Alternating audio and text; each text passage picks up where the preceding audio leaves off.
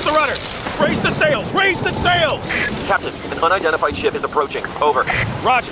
Wait, is that an Enterprise sales solution? Reach sales professionals, not professional sailors. With LinkedIn ads, you can target the right people by industry, job title, and more. Start converting your B2B audience today. Spend $250 on your first campaign and get a free $250 credit for the next one.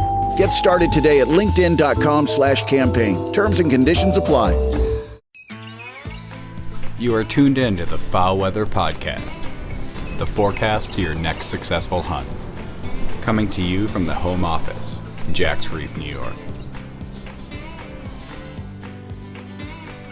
All right, welcome in, folks. Another great guest this week. Policy wizard John Devney of Delta Waterfowl joins the FowlWeather Podcast for a review of the financial woes of the U.S. Fish and Wildlife Service National Wildlife Refuge system. Boy, that's a mouthful.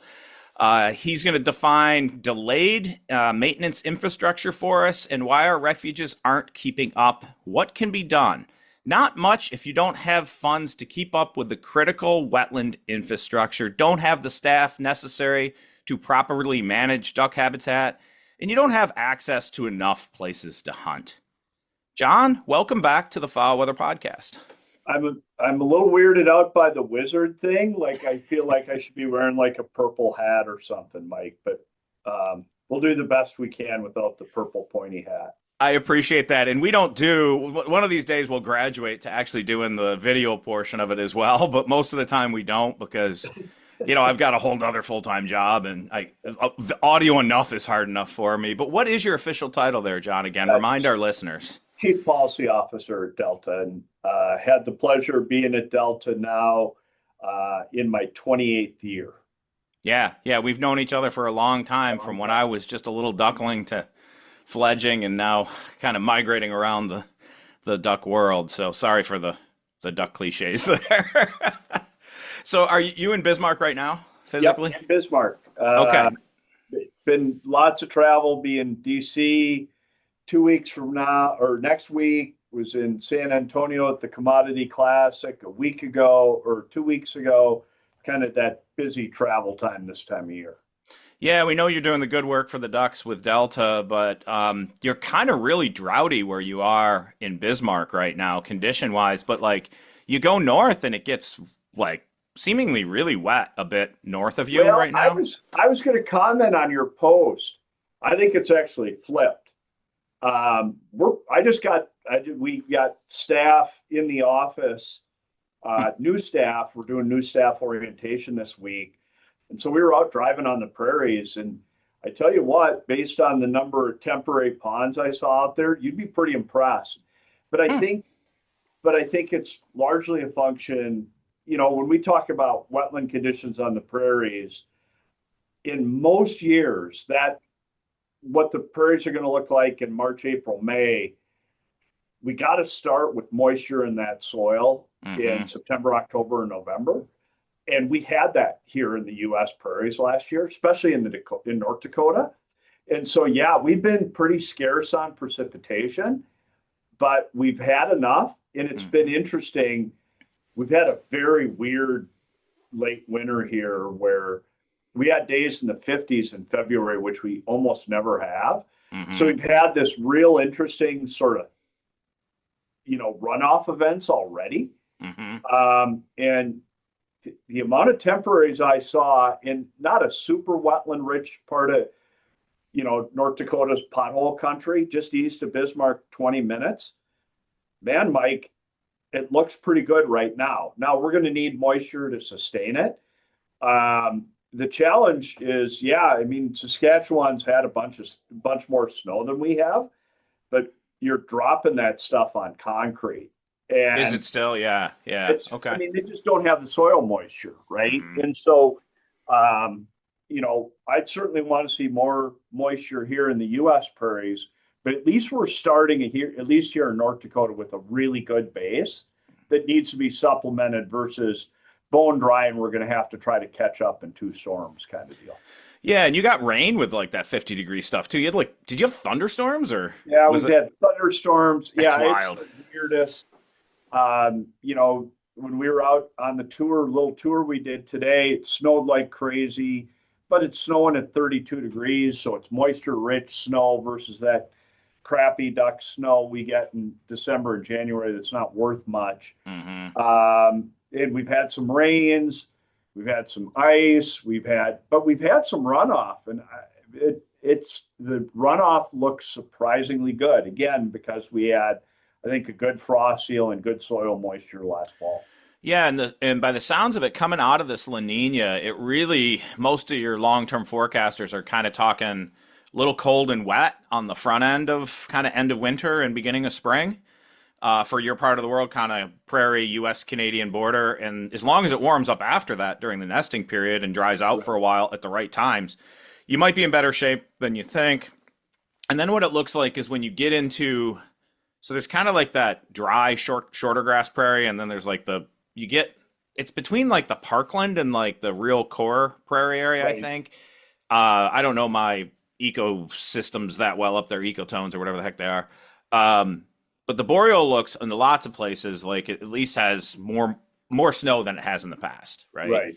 And then, but in that tweener portion of, and I don't know if that's tall grass prairie and then parkland stuff or what that is up there, but that did seem like portions of Saskatchewan, most of Manitoba had reasonable water. But what you're saying is it might be dry underneath that, right, despite that there's like moisture sitting on it, right? Right. And the thing about it is, you look at a metric like percent of precipitation and you think about that and, late November, December, January in a place like Saskatchewan. I mean, we had a snow here a couple weeks ago where we got 8 inches of snow. The moisture equivalent was 1/10 of an inch, right? Yeah. And so those snows that we get, they can pile up and they're a pain in the butt if you live here and they're drifting and you got to move it. You got to shovel the kennels and you got to plow out your driveway and all the rest of that stuff. It doesn't, I mean, if you get 100 inches of it, yeah, it starts to mean something. Mm-hmm. But, those snows in the middle of the winter, if you get big volume, it matters. But boy, there's very little moisture in that stuff that falls in the cold part of the winter. Well, and that's where there was some talk of a little bit more March snow for your part of the world with lingering cold. And I was hoping for like a 1-2 whammy of kind of wet, blizzardy stuff that would come. Yeah. And nobody likes to hear that term up there because I remember seeing 4 inches of snow and drifts that would cover your vehicle. Yeah. But it didn't happen. It really just didn't happen. There is some stuff coming next week. There's going to be like a smattering of stuff through South Dakota that's going to be wet snow. Montana's going to get a little bit of it. There's still like this core, like western North Dakota and like southern Alberta, southern Saskatchewan that's just like there's no snow cover. I mean, maybe they've got those rains, but yeah, so it's all about the timing of this stuff. I'd love to figure out, I mean, maybe there's an algorithm out there somewhere for it, but as I dig through all these weather maps and you've seen the stuff we've put on Facebook and such and other social media, and you're saying, well, it doesn't tell the whole story. It'd be nice to find, rather than just on the ground, like I'm sure what you're saying is true because you're seeing it, but it's hard from the digital platform to find it, Yeah, I think you start looking at soil moisture, going back to last September as sort of a predictor. I think because I've had some interactions the last month and a half where everybody's like, well, it's going to be, your map, the map that you guys produced and our colleagues over at Ducks Unlimited produced a map that showed North Dakota being in pretty good shape. And people are like, well, there's no snow. Well, snow's a part of it, but it isn't the entire part of it, right? Yeah. Well, I think it's, we had Scott Stevens with DU on two times ago, and now you, and I'm kind of getting the similar message of like, better, but not blowing not knocking it out of the park type thing is where we're kind of headed. Yeah, it's going to take a lot of moisture to turn the Canadian prairies around. Yep. And so, I don't think people should get like crazy excited, but I don't know. I'm not the doom and gloom guy. I'm always optimistic it's going better at some point. Right. But you seen any birds showing up yet? Yeah, it's interesting. And kind of with this weird weather, we had some crazy early migrations of Canadas and cacklers and a few white fronts. And I thought, boy, you dudes are going to be wildly disappointed. You're here a little early. And then we did get real cold, and I'm sure they retreated a little bit. I had my youngest out ice fishing on Sunday, saw the first snow geese, pretty nice migration of snow geese. And then we got really crazy warm on Saturday and Sunday, but it was in the mid 60s here on Sunday while we were ice fishing, which is nuts to be ice fishing and have water running across the top of the lake. And we had a pretty, not a huge number, but a pretty nice bunch. I was surprised to see them. The folks were out yesterday and saw them. There are a fair number of mallards and pintails back already. Yeah. I saw a couple of whistlers. It's primarily mallards and pintail right now. Of course, that's pretty par for the course that they're the first ones back. So there's snow geese around, there's white fronts around, there's big Canadas out prospecting for nest sites, which is pretty typical for this time of year. Little Canadas, some of that tall grass prairie and some of those other western prairie population Canadas are coming through. So, it's nice that, as a duck or goose guy up here in this part of the world, you get, we're pretty blessed to have them here for most of the year, and gets a little sad in January and February and March when the only thing you're seeing is a few hawkers fly off the river, right? Well, I'll tell you, our stories aren't that different because we did our annual ice fishing trip with all my buddies to the Adirondack Mountains last weekend, and we get up there Thursday night, we fish Friday hard before the crowd show up on Saturday, and we had a hard time getting off the ice because of slush. Yeah. And it was rough, and all the gear was just demolished. And the second day, we had to be reserved to this small dinky lake near camp, and it was just garbage fishing. But it was, total mess, water running across the ice. And when we got home, I went from at least foot and a half of snow in most places to green grass when I got home on Sunday afternoon. And man, the Canadas and the snow geese streaming over. I don't think I've ever seen a migration day like that. We were 68 degrees here. Yeah. And then my wife and I went on Tuesday over to the refuge, to the Montezuma area there. We probably saw 50,000 birds, and I bet most of them were actually pintails. It's pretty, that pintail migration is pretty impressive. So a lot of the same stuff, bud. But hey, let's get into what we're really here to talk about, the woes of the National Wildlife Refuge system. And maybe I don't think a lot of our listeners really understand the full history of the National Wildlife Refuge system, and maybe in a nutshell, because there's a lot you could dig into there, right? Right. The original purpose of the National Wildlife Refuge system, who funded that effort, and a bit of how maybe that funding has or has not changed through time. Yeah, well, the original vision of the refuge system, ultimately Teddy Roosevelt, right, signed the first one. But, you had lots of people like Ding Darling and lots of early leaders within the sort of primarily the migratory bird community, saying these are special places that we need to preserve in perpetuity. But I want to, let me stop you there, because you say migratory bird community.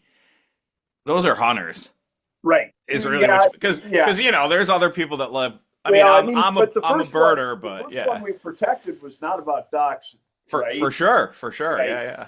But I think the reality is as the refuge system became a thing, it became the duck hunters thing.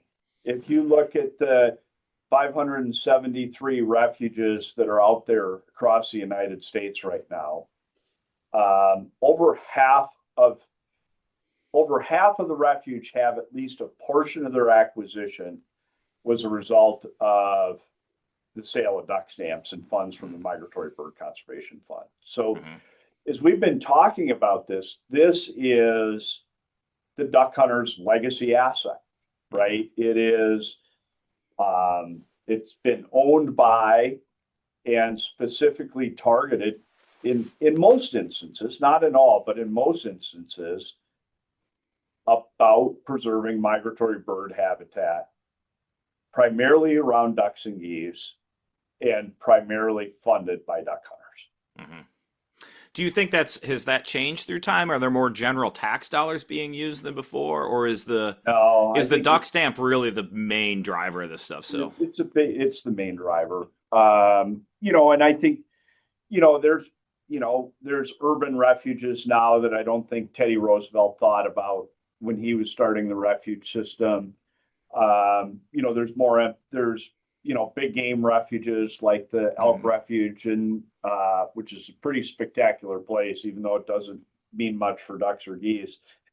But Teddy Roosevelt also sent like the cavalry to save like elk in Yellowstone or something from market hunters. So yeah, I mean the theme's still there, right? For sure. So, yeah. But I mean, I think I think at least in this space and time, I think it's important for duck hunters to have that clear ownership and leverage interest in the refuge system. Mm-hmm. Because again, we bought the majority of it.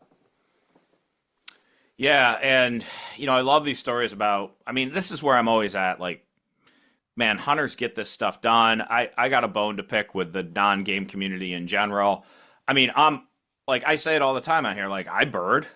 Like, I go, when I turkey hunt, half the time I'm spending like looking at, little warblers and crap, like some stuff these guys on here that listen don't care about. Right. But I also like am an academic that teach ornithology. I have to, be in that realm as well. The difference between your warblers. Yeah. Right. And so I'm not anti non-game. But I'm also like, quit grabbing stuff out of our sandbox and playing with it. Like, go find your own toys once in a while. But also we should be proud as hunters that we're carrying that burden as well, but there needs to be some balance there where the refuge system, there is that understanding by the folks that work for the refuge system, the recreationists, the non-hunting folks that come to the refuge system that understand the hunting contribution, I think, in general. But do you think that like the hunter influence on the National Wildlife Refuge system and how it's managed has kind of changed through time at all? This episode is brought to you by Focus Features. Would you let AI pilot your plane, raise your child, decide your future? On March 27th, Focus Features presents The AI Doc, or How I Became an Apocalyptimist. Critics and audience at the Sundance and Southwest Film Festivals call it the most urgent movie of our time. The AI Doc, or How I Became an Apocalyptimist, rated PG-13. Only in theaters March 27th. I think it's waxed and waned. You and I talked about some things that we won't spend a lot of time on today during the previous administration that would have pretty radically changed management of national wildlife refuges. Mm-hmm. I think a lot of our public sector agencies, whether we're talking about the Fish and Wildlife Service, whether we're talking about a local state game and fish agency, I think they struggle with relevance. And I think for some, the struggle with relevance turns towards, well, we got to be relevant to more people, right? And somehow we just got to connect our mission with more people. And that will have some brighter future for our agency. That's one way to look at it. I think the other way of looking at it prospectively is, what about the core constituency of the people that bought and paid for this thing and care more about it than members of the general public? Yep. Candidly, the work that I do every day on behalf of duck hunters on topics like the refuge system is trying to make the case that if you owe anybody, you owe my guys first. Mm-hmm. Right? Mm-hmm. And if there are decisions that need to be made, the default position should be for ducks and duck hunters. Yep. Yeah, and you guys, we're where I teach my other job at ESF here in Syracuse, New York, is we've got, we participate in the Delta Waterfowl University Hunt Program as well. And that's about getting just folks in general. It's like a recruitment tool, but it's also about getting kids that are in university programs in wildlife science to actually engage with hunting and understand it. And like, you know, I've talked with your folks about it. Like, no, we want them to be hunters. And I'm like, yeah, I just want them to be able to talk to hunters. I want them to understand. Right. I mean, I don't think you can just dabble in it and really get it and talk to the constituency. But it's better than being a complete non-hunter in a biologist position at a refuge and then walking up to duck hunters and trying to talk to them at all, right? Well, and the thing about it is, I mean, if we go back in time, 40 years, we're going to talk about the Gilded Age of the refuge program as some notion, right, mm-hmm. Mike? But, mm-hmm. I mean, if you think of who the people that were on the refuges at that time, who they were, you know, they'd been on a tractor before they went to work for the Fish and Wildlife Service. They had grown stuff before they went to work for the Fish and Wildlife Service. They had shot stuff. They had gutted stuff. And that, and I'm not going to necessarily level it as a criticism, but as the wildlife management community has a different sort of value set and perspective, I think that has consequences, right? And if you don't understand the duck hunters bought the refuge, I mean, we had an issue at Swan Lake National Wildlife Refuge here, probably going back to 15 years, Mike, and they were talking about drying out some of the moist soil units because there was this endangered rattlesnake they found on the refuge. And we stood up and said, wait a second.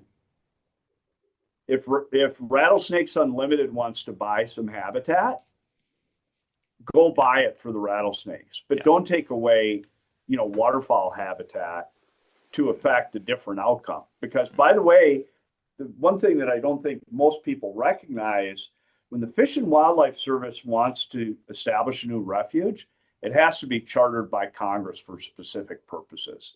So every single refuge says it is for the benefit of blah, blah, blah, blah. In the case of a hell of a lot of them, that's migratory birds. Do you know what percentage that is? It's got to be 80%. It's more than 50%. Okay. Yeah. I was thinking it'd be more than that, but yeah. Yeah, the diversity of stuff they're doing now. It's in the thing I get, and it's on the last podcast, we're on this habitat discussion for a few months here. It's just the timing of when people are thinking about ramping up habitat management and stuff, is these biologists think about the land that they're managing as like an island, and they're just going to save everything everywhere in one place. The reality is that, you know, the private land stuff really matters a lot too, right? And so they have to look at what they should, when they all sign on, be given a sheet of paper that's like, here's your core mission of what this thing is here for. I don't, maybe that happens. It seems like maybe a thing that doesn't, but right. Yeah. Going back, this is like a real embarrassing story I should never tell. It's not even about me. It's just like a colleague of mine from years ago. And it goes into like the heart of like everybody that came out of these wildlife programs used to, you know, be from farms and, you know, knew how to run a chainsaw and a tractor and you know, hold a gun and gut and skin animals and all, and make good food out of them, right? I had this buddy, and I can just use his nickname because it won't matter, and I don't think he listens anyway, but his name was Red, and he was a pretty rednecky kid. But in the library at ESF, when attractive young co-eds would come in like the end of the spring semester, he would jump up from the table and walk around and like squat down and put his arms out and like strut like a turkey around him and gobble. I mean, like the thing you get thrown out of school for now, right? And like we just the amount of folks that come from that rural hunting background that are going to university now has genuinely lessened. We get a lot of kids from the city and stuff. Yeah. And so that's where the university hunt program really works. But that bleeds over into the National Wildlife Refuge system a little bit when those folks move through, get jobs, and they don't come from, you know, a hunting community in general. It is months until planting season, but your vision is already clear. The land is your passion, and Hancock Seed has your back. You plan food plots to feed and attract game in ways that matter for months. Live on your land with Hancock Seed. Today you plan, tomorrow you harvest. With Hancock Seed, you get family farm faith, nearly a century in the making. Hancock Seed has partnered with FowlWeather to produce 3 distinct seed blends. The Northern Deer Food Plot Mix, a proven combination that keeps deer coming all year round. the Southern Waterfowl mix for carbohydrate-driven ducks, and the Northern Waterfowl mix built to succeed even in the toughest summers.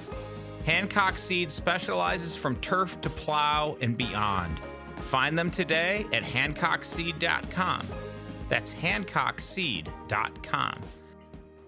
But really what keeps popping up I see on social media, my social media feed, is just like people bitching about National Wildlife Refuge just aren't doing it, right? What they once did for hunters. So, talk about kind of how all that went down, maybe why hunters are seeing a lack of good places to hunt.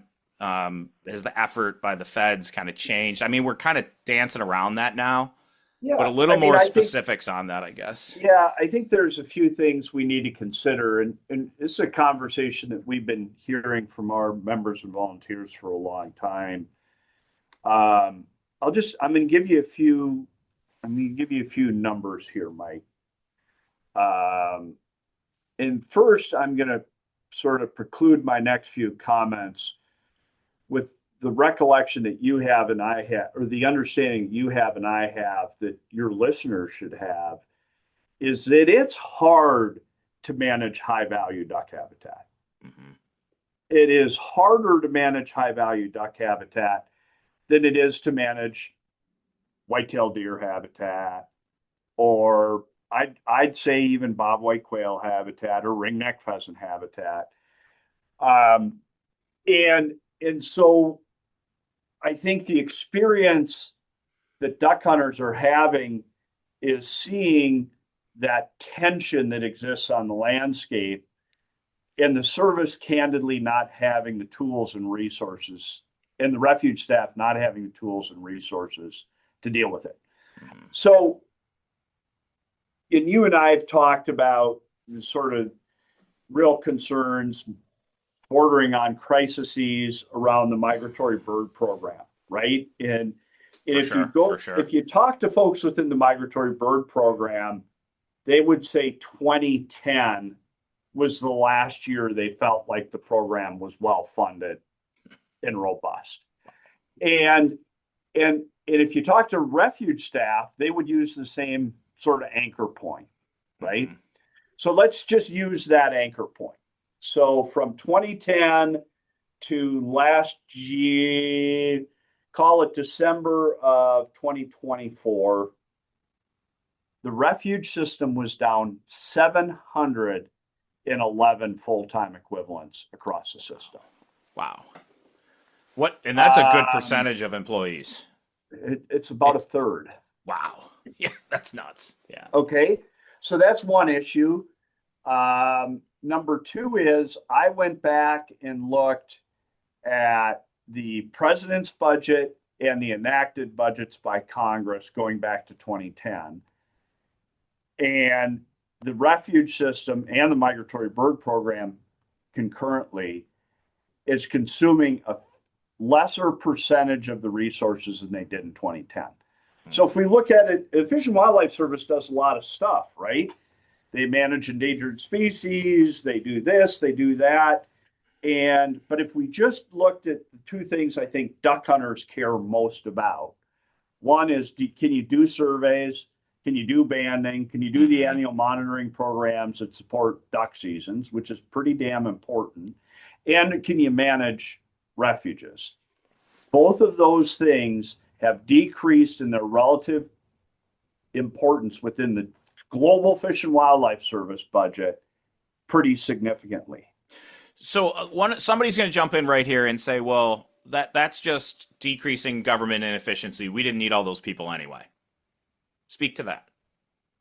That's going to be a comment by somebody, as they're listening, I'm sure of it. In this climate. And government doesn't have a great reputation of being efficient. Mm-hmm. But if we're going to manage moist soil habitat, whether we're talking your part of the world or we're talking about the lowlands of South Carolina, or we're talking about Arkansas or Louisiana, or managing habitat in the Central Valley of California, that takes human beings, right? Right. And I think there's probably an optimal, if we built a graph for this. You model shit all the time. I can't do math. So, but there's probably a modeled efficiency curve here, right? Where you could give up some of your full-time equivalents and still manage habitat at some high level. I think we've just fallen on the wrong side of that level, Mike. Yeah. And so you guys are, I mean, your CEO, Jason Tharp, was in Washington, D.C. testifying to Congress on this specifically? Yep, exactly. Yeah. And I think I'll speak to a couple other problems. So refuge system is decreasive within its importance within the refuge, within the Fish and Wildlife Service generally. We've got about a third less staff, 711, a little bit more than a year ago, gone. The other thing is, if we're going to manage habitat, kind of similar to what I stated a few minutes ago, you have to have good functioning infrastructure to manage high quality wetland habitat. Ed Penny, who you know, Mike, was his colleague, works for Ducks Unlimited in the Southern Regional Office. In the spring of 2020, when we were all locked in our basements during COVID, Ed and I undertook a pretty rigorous infrastructure review, both on national wildlife refuges and on state-owned WMAs. And I'll just tell you, we had a pretty narrow filter, right? So we wanted to hear about failing infrastructure on priority waterfowl and wetland, either refuges or WMAs, specific to wetland management, okay? So Ed went through his channels at Ducks Unlimited. I went through my channels at Delta.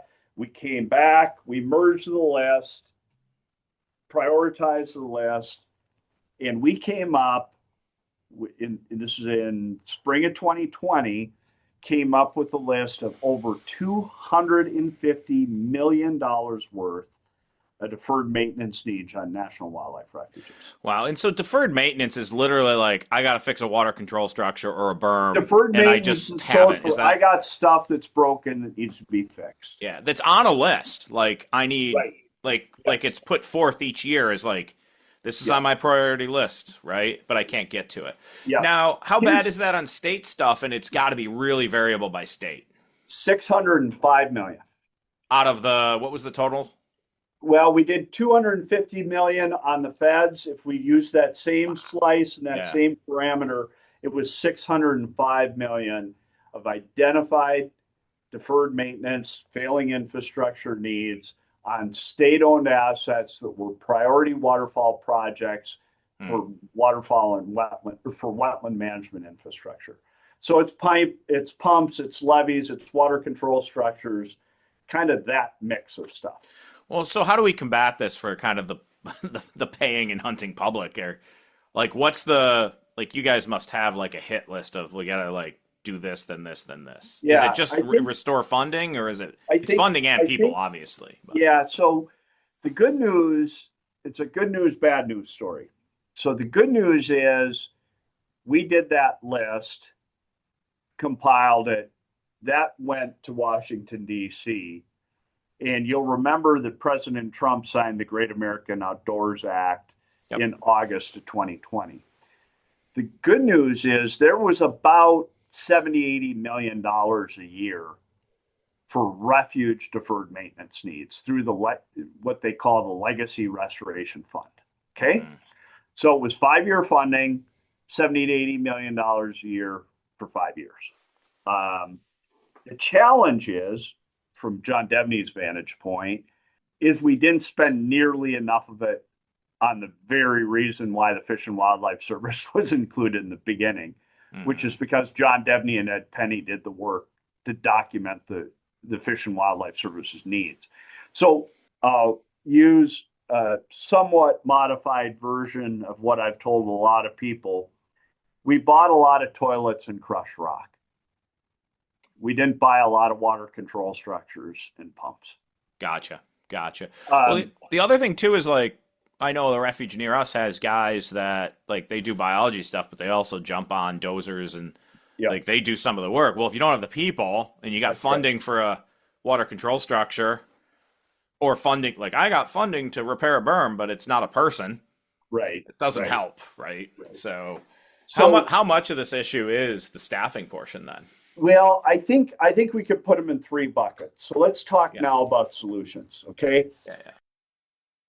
My friends across duck country, time to step up your calling with Beckman Game Calls. These beauties sound like a duck. Just have a listen. First, a real hen mallard, and then the Edison in the flooded timber of Arkansas. This episode is brought to you by Redfin. You're listening to a podcast, which means you're probably multitasking. Maybe even scrolling home listings on Redfin, saving homes without expecting to get them. But Redfin isn't just built for endless browsing. It's built to help you find and own a home. With agents who close twice as many deals, when you find the one, you've got a real shot at getting it. Get started at redfin.com. Own the dream.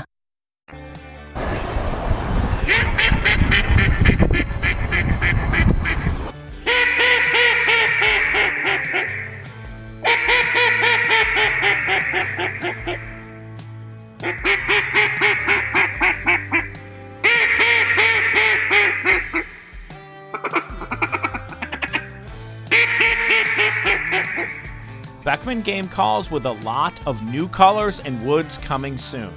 Both the Edison and the Groundbreaker calls are adjustable to your air pressure, and the Groundbreaker is the first adjustable cut down on the market. Check out Beckman Game Calls today at beckmangamecalls.com. So and we'll stick to the federal side because it's kind of the easiest and cleanest. We need that legacy restoration fund. That funding was mandatory funding, and it's lapsed.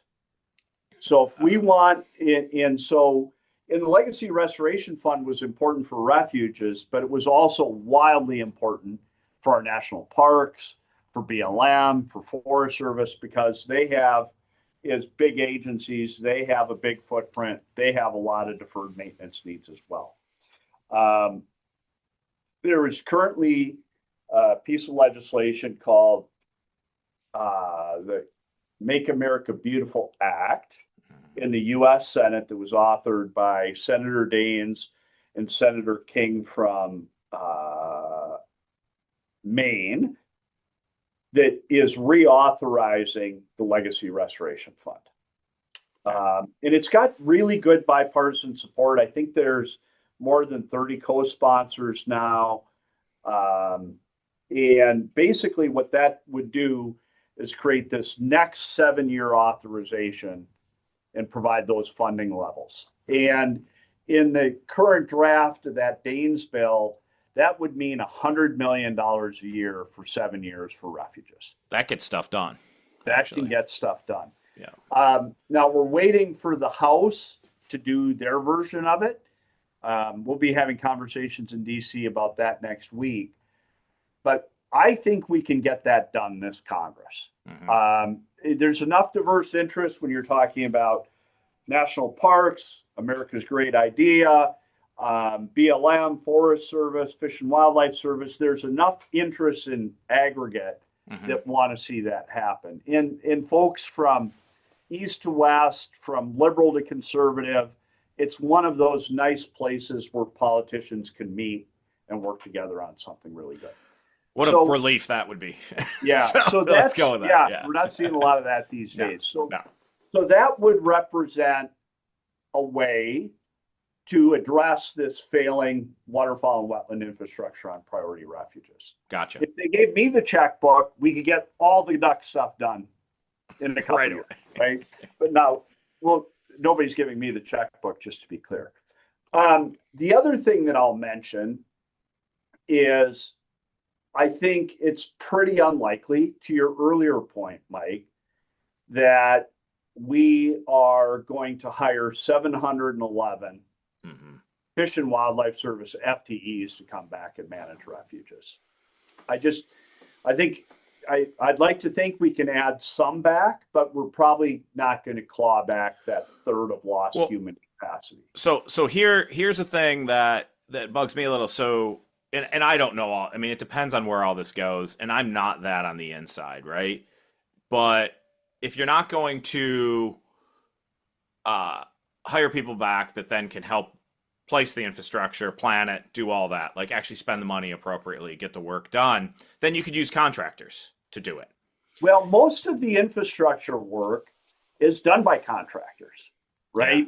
Yeah. You know, they're using Ducks Unlimited, they're using California Waterfowl Association to deliver that money. So you know, that's when already it comes, there. Yeah. Yeah. So when it comes to fixing a water control structure, that probably long time since that's been a guy with a Fish and Wildlife Service shirt on. So as long as that continues, because working a bit with USDA on some stuff, and you know, they lost a ton of soil conservationists and such that are delivering wetland reserve easement, but they're also delivering like a ton of other farm bill stuff and working with farmers. And now they're being told, no, you can't hire people either. Like we're not doing that. And it's like, well, we have all these contracts with all these farmers. How the heck are we going to do that? Right. So that's my concern, is like that inefficiency of, you got money, but then how do you actually deliver on it? You know, I mean, it might be different for Fish and Wildlife Service. I don't know. Yeah. And I think, well, let's talk about problem number 2, right? So one, we have an infrastructure problem. I've just described how we can at least get a way down the road solving that. $100 million a year for 7 years would help a hell of a lot. One of the things that the Fish and Wildlife Service has not utilized is sort of the notion of shared stewardship on their properties. And really what that is, Mike, is bring the private sector to help do the annual management on refuges in alignment with the comprehensive conservation plan and habitat management plans. The service is still in charge. It's just they have somebody to help disc moist soil units or drip torch, you know, the willows and the hybrid cattail that have gotten to be too much. And so we're working with some Senate offices. We've got draft language in the Senate right now, or soon to be introduced in the Senate, going through review at the Fish and Wildlife Service to do that. And we think we can do that in the Legacy Restoration Fund bill in the House. So that uncorks, you look at where refuges are, happens to be the place where a lot of duck clubs are, where there's a lot of expertise and know-how about how to manage habitat. And what would happen if we could, we're never going to hire those 711 back. Right. If we want that annual management to get done to keep an early succession moist soil habitat, it needs human beings running discs, the timing inefficiency of moving water across, all the rest of those things. We think we can unlock that through the private sector. That's great. And that still pumps money into the community through, you know, employment opportunities and things like that. That money flows, you know, properly. And lots of times to these rural communities, starting to lose a few people has an impact, you know, for sure, to folks. So good stuff. So in a perfect world, we get $100 million a year. In a perfect world, we, you know, rather than trying to do more with less, with a third less staff, which has consequences for habitat. You can't manage moist soil if you have inefficient infrastructure and you don't have the human beings to time water flushes and do disking and things like that, right? Yeah. And so that's the part 1 and part 2, I think, that are sort of important steps, at least right in front of us, that we think we can do for the refuge system. Is your part 3 access? Yes. So I guess speak to that. I spent a fair bit of time in the state of Missouri, and they did an inside analysis. I hate these things where like they do a great job with it, and then it never really gets like put out to the scientific publication, so it's in the world forever, and people can, like, I can direct people to it, right? Right. But what I always heard is that they found that they could increase duck use and duck harvest of like a duck per hunter thing up until about 50% of their area was refuge, and then it flatlined. But we have a lot of refuges that only open like 25% of their area during the hunt for 60 days out of 365. To me, just doesn't make sense. So, like, what are you guys doing to kind of take care of that access problem? Maybe I think it's a problem, right? Myself, and I'm in fundamental agreement. You know, and as a precursor, if you look at the reason why hunters quit hunting, and I think it's especially acute with duck hunters because they don't have a place to go. And Bingo. And it's not just a place to go. That was some of the work we did with some of our members and volunteers and some focus group work, Mike, is we got to have high quality habitat. Getting through the fence is one thing, right? Mm-hmm. But you have to have high quality habitat on the backside of that fence to make it worthwhile. Yep. Hunters say access, what they really mean is high quality opportunity, right? Agreed. But where we got really interested in this topic was during the first year of the Trump administration. And there was a gentleman that was serving with the authority of director, Mr. Greg Sheehan. Greg now is the CEO of the Mule Deer Foundation. Greg had a long career with Utah Fish and Game. And he was getting a lot of pressure from the Secretary of the Interior. I want more access to public lands. And we just happened to be in Greg's office at the time. And he says, I'm getting a lot of pressure to do something. And interestingly enough, when Greg was in his old capacity back in Utah, Greg and I had talked about Bear River, because when the feds acquired Bear River in the 70s, they made a promise to the local communities that they were going to provide X amount of hunting opportunity. And they had never done it. Oh, really? So Greg had this sort of very clear experience in his head that this is something that we can do. So I think it's a really wonderful example, Mike, of the great members and volunteers that we have over here at Delta. I came out of that meeting and literally on my way back to the hotel, started calling our regional directors that are working with our volunteers every day and said, in 2 weeks, I need a priority list of refuges that our members want to see increased hunting opportunity on. And 2 weeks later, I submitted what we called the Big Ugly spreadsheet to Greg Sheehan. And we've been working that Big Ugly spreadsheet through the annual hunt fish process every year. And it's resulted in Cyrus Barrett on our team is sort of running point on that file. But I think our advocacy is directly amounted to probably increased waterfowl hunting opportunities on more than 40 national wildlife refuges around the country. And I'll just pause. I was, again, in new staff training and talked about the millions of acres in the last few years that have been opened up during the hunt fish rule. The reality is, in the current climate, whether we're talking about state agencies or federal agencies, the likelihood of a crap ton of new public hunting areas being purchased is pretty limited, right?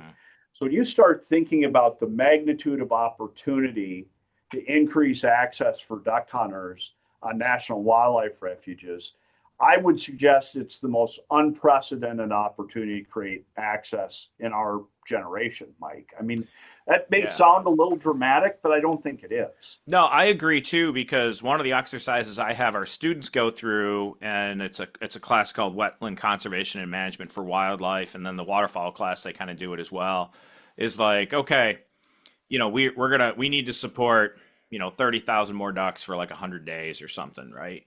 How do you get there?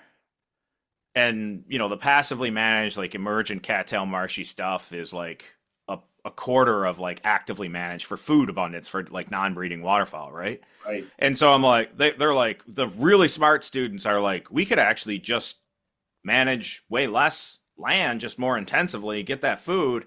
And then all your other marsh birds that you're worried about, man, they actually have more stuff now than, because we're not half-assing it. We're whole-assing the good portion of it.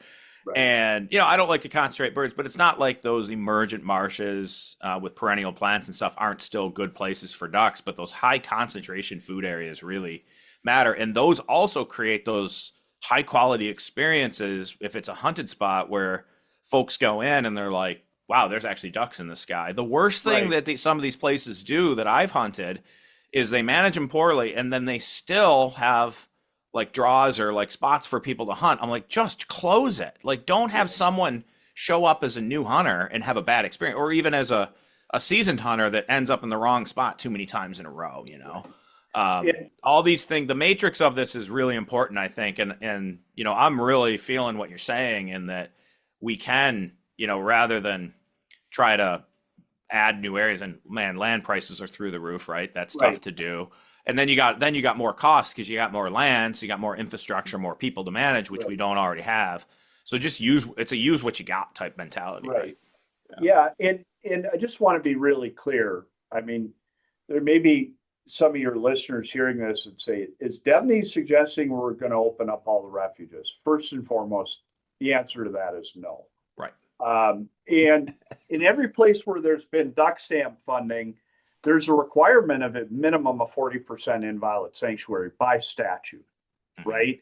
So it's not like anybody at Delta or anybody else is suggesting we're just going to blow the hell and hunt every square inch of the refuges, although there'd be other people that would say we're not going far enough by not hunting every square inch of the refuges. For sure, yeah, I've heard that. Refuge is important for wintering ducks and in migrating ducks. It's important. But there are, as you pointed out, Mike, there's these margins between the 40% inviolate sanctuary and the 10% we're currently hunting. We could add another 10, 15%, not disrupt the 40% inviolate sanctuary, and still provide lots of hunting opportunity for the public. And the way we've really started to unitize and think about this is your fix. I am your host, Stassi Schroeder. Welcome to Tell Me Lies, the official podcast. What's the most unhinged thing of season 3? Steven, because he's so evil. I do think he is misunderstood. You see everyone face consequences. It's intoxicating. The writers just know how to trick you. There's always a twist in this show. Tell Me Lies, the official podcast, January 6th, and stream the new season of Tell Me Lies, January 13th on Hulu and Hulu on Disney+. These hunting opportunities is, you know, we were talking about a refuge on the James River in Virginia. And the refuge folks are like, oh, it's kind of a pain in the butt, hard to manage. You know, every now and then we get, you know, ice on the James, it wipes out our blinds. And so we're just going to walk away from these 10 blinds. And you would say, you know, if you're sitting in that meeting, you'd say, well, geez, it's just 10 blinds. But what we've decided is we can unitize or itemize the hunting opportunity provided by those 10 blinds, right? So if you're in Virginia and you're in a liberal framework, that blind can be occupied by duck hunters for 60 days. There's 4 seats in that blind. So that's 4 times 60. Oh, yeah. That's a lot of hunter days that are unlikely to be soaked up elsewhere, right? And so we can get really precise and specific about what these opportunities matter. So one of the things we had early conversations with the new Trump administration was on this topic. They got the big, ugly spreadsheet from us immediately. And Director Nesvik has been very keen on this idea all the way along.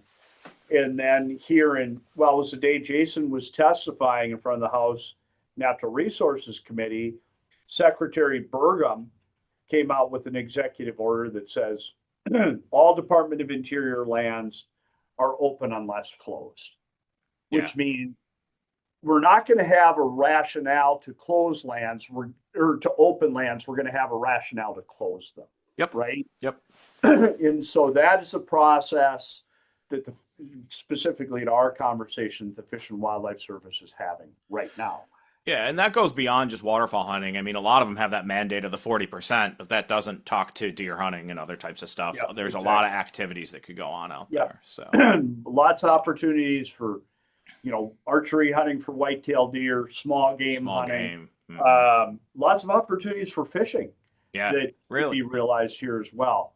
Nobody pays me to worry about bass fishermen, so I'm primarily focused on the duck stuff. But, you know, we've taken that list. We refresh it every year with input from our volunteers, and that list is 100-ish refuges across the United States. Nice. Great stuff, John.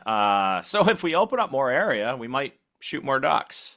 And I'll just let this one rip, and we could do a whole episode on it. I gotta always throw in the one, are we shooting too many ducks and affecting the duck population? And we've done it. You can just direct everybody. You guys have your own really good podcast, and Dr. Tom Arnold, who's new with you, did a great job of covering, how harvest is really affecting duck populations. But, 1,000-foot level, because we're eating it an hour now. But I just like that one just to, because it's the common one that's a big hitter for people, right?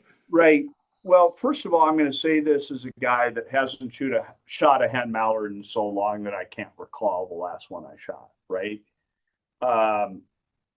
So I'm pretty particular about the way I hunt.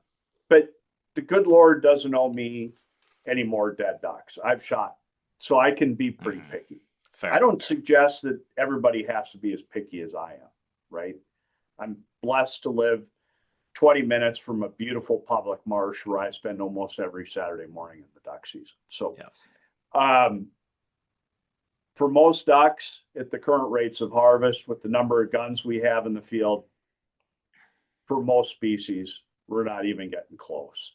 And the ones like we did the work with the eiders, and we're like, yeah, this is kind of bumping the edge of what we should do because they're longer lived, and we tempered that stuff down a little bit, right? Yeah. For sure. Yeah, and this has been done internally. Like we're looking at doing it more formally, I think, with parts collection survey, like where you send your wings in and you could look at daily bags and things. But the number of people that are actually out there shooting 2 hen mallards on a day is pretty small. And so if you take away the second hen mallard, it's inconsequential to any. I mean, it really is. And so the folks that fight for that one, I'm like, okay. It feels good, but is it doing anything? And probably not. So and the thing that I think most duck hunters, listen, we're all driven by our experience, right? And if we go hunt a public hunting marsh and get to Bayou de View at Arkansas or Big Lake at Arkansas, and there's 68 boats or more at a boat launch, you assume everybody's having that same experience, right? But the reality is, we don't have as many duck hunters as we used to, which means we don't have as many duck hunter days of field as we used to. And I've got the paperwork here somewhere on my desk of how many fewer mallards we're shooting today in the Mississippi Flyway compared to what we were shooting back in, say 1999. Mm-hmm. And we just don't have the guns in the field to, I think, harm most populations. We get super dry, super dry, and duck populations are super low. Maybe we got to be more careful with canvasbacks and scoff than we need to be with blue-winged teal, right? And that's one I get all the time. Everybody's like, if it doesn't harm anything, why is there a limit on blue wings? I'm like, well, they haven't gone through we just haven't gotten to them like we did the whole analysis with the pintails and stuff. And so we're stuck in this old framework that just is arbitrary. Like it's just like pick numbers out of a hat for the most part to try to like find something where, okay, now it goes down to 9 days or whatever. And I mean, blue wings are not, as soon as they get conditions, they're going to take right back off, so. Yeah. And if you look at the, we're shooting a hell of a lot more gadwall than we did 30 years ago. Mm-hmm. A hell of a lot more. And if you just took the raw gadwall harvest versus the population, you'd suggest our harvest rates on gadwall are way too high. But guess what? Gadwall numbers are doing pretty well. Yeah. They dropped like everything did recently, but man, they skyrocketed from like the mid 70s, 80s for a long time. They took off. Yeah, but I bet you, even though we've had dry conditions on, the prairies, the core of their breeding range, the last number of years, we still have way more gadwalls than we did in 1980. Oh yeah. Yeah. They do this weird thing too, where like, the refuge down the road used to do like nest surveys, and there were like 50, 60 gadwall nests on the refuge in New York. Right. I'm like, that's weird. But that was like in the real droughty years, way back when. And I think gadwall do these things where when the prairies are good, they just crank out ducks like crazy. But they also do this thing like if they get there and it's shitty, they just blast out of there and they'll like nest anywhere. Yeah. There was a bunch of them last year in the St. Lawrence River Valley, on the St. Lawrence River, on like nesting on these rocky ledges with like a little bit of vegetation. The guy that does muskie research up there is like, and he duck hunts, so it's not like he's finding hen mallards. He's like, yeah, there's gadwall like everywhere up here this year. He's like, I haven't seen that in like 20 years.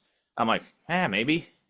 Right. I think they're pretty resilient duck is where I'm going with it. So, man, John, thanks for all the great work that Delta, has done, continues to do, and really focusing on duck hunters. I think you guys have done such a good job, really coining yourselves and not just, to get dollars or anything like that, but really the duck hunters organization is really what you are. And like, also appreciate that you continue really as that science-based organization, fund really good ongoing work to understand kind of the changing landscape encountered by ducks and to keep the ducks and the duck hunters with us. So thank you, John. I do really, deep down, really appreciate everything you guys continue to do.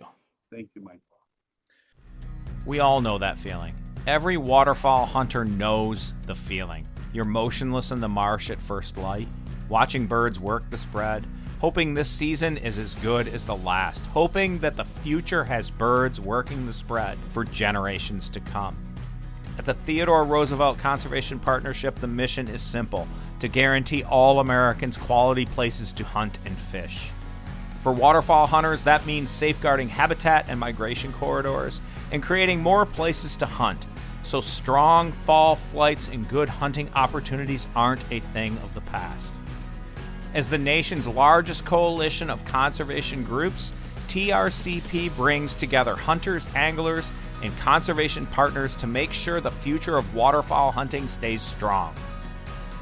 Learn more today and join the TRCP by visiting trcp.org. How about this? We're going to jump right into the duck duel game that we had other folks do. And at the end of the year, there's 10 questions here. It's like an over-under thing that we do at the end of the podcast with our guests. And so I guess I said nobody wins anything, but we're looking at like doing some merch. So you might get like a hat and a t-shirt or something from us at the end of the year if you win. But it's just going to be like questions that are about harvest or sex ratios and bee pop. And everybody gets the same question, the same 10 questions throughout the summer. And so all you have to do is when I give you like the over-under number, you just have to say whether you think the coming year, the new data coming in, is going to be over that number or under that number. Okay, perfect. Cool. All right. Yep. So number one, we got to go right for the heart of duck country, which is Arkansas. Arkansas mallard harvest for 25-26. So that's this year after we get done with all those data. So this is last hunting season. The over-under for Arkansas mallard harvest is 500,000. Over. Oh, I like it. A lot of folks are like, no way, but total duck population in the traditional survey area for this coming year, 32 million. Over. But not by a lot, right? You not feel? By a lot. Yeah. All right, we're going to the east. I slip in some stuff lots of times people don't always know about for fun. Mallard population in the eastern survey area, estimated abundance, because it's like a weird composite thing, estimated abundance of 1 million. Over. Man, he's got optimism written all over this. Louisiana total duck harvest for last season, 1.3 million. Over. I think so. I think that like cold shot there was enough cold that pushed enough stuff. It was pretty good early. Total duck harvest, right? So now, which I don't know about mallards though. So now we're doing total mallards. Louisiana total mallard harvest for last season, 70,000. Oof. I can't remember I didn't always use last year's number, but it's close to it. I think last year's number was like 50, 60,000.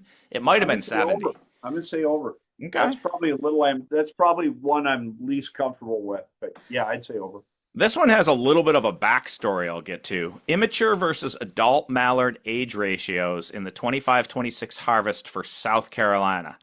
2 immatures per adult in the harvest from last season for South Carolina. Under. And I think you may get that one wrong, and here's why. What's crazy, I've given a couple talks to South Carolina about like what's going on with mallards and why they don't see them anymore.